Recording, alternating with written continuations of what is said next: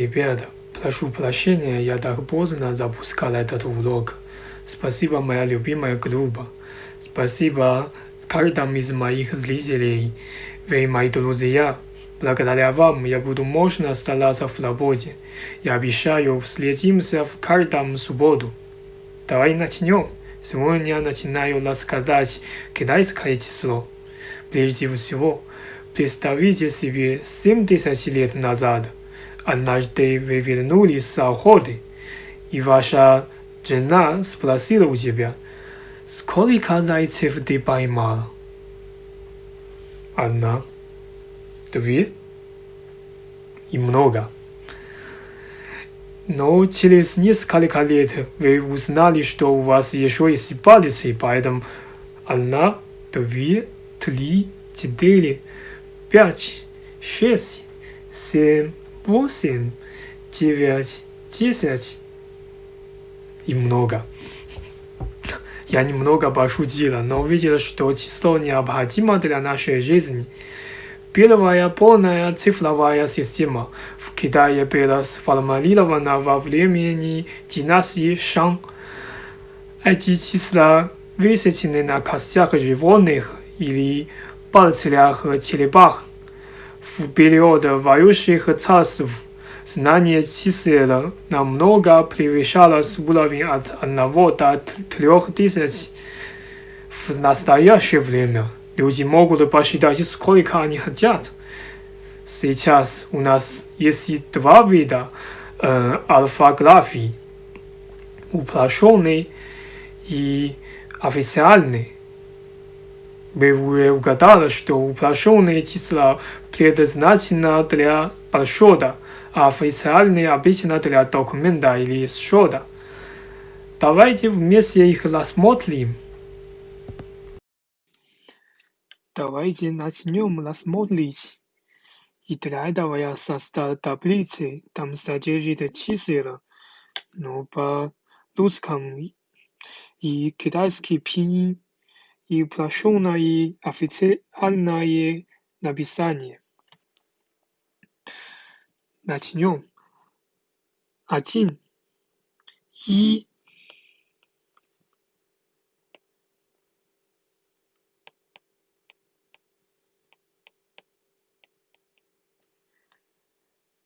2, 2,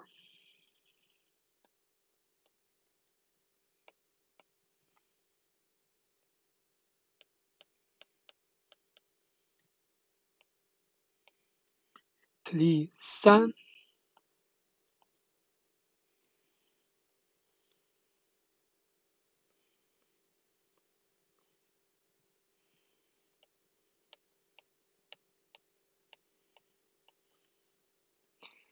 4, 4,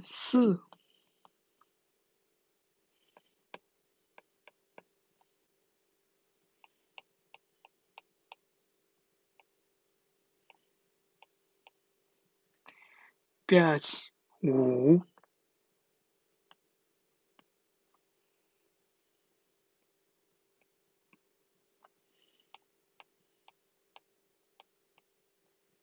6, 6,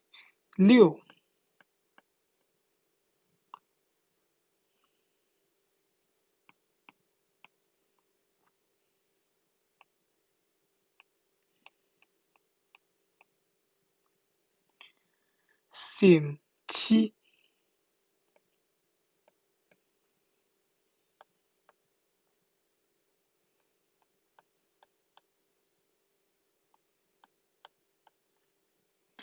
8, 8,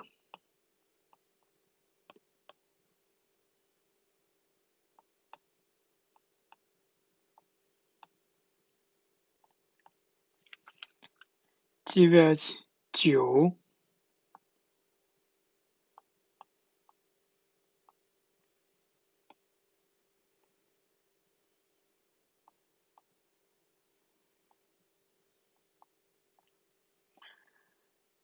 10, 10,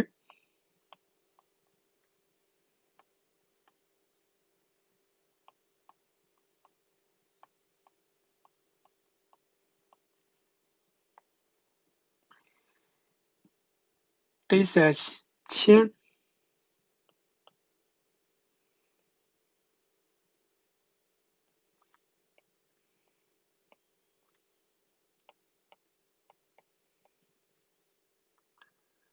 10 1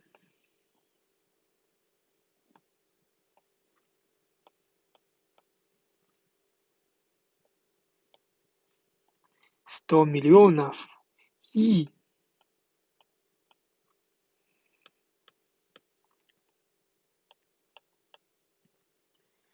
потом вы можете их суммировать, например, 2000, то значит 2000.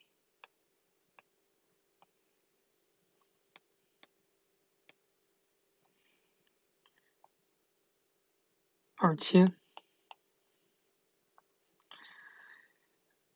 например, 5 10 тысяч, то значит 5 10 тысяч. 5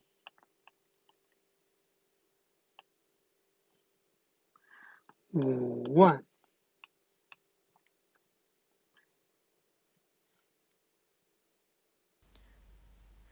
Вы освоили этот урок? Если есть что-то непонятно, внизу сообщите мне, пожалуйста. Если вам нравится мой курс, подпишитесь на мой канал, пожалуйста. В следующий раз буду с вами обсудить китайский иероглиф. Спасибо за внимание. 下周6见。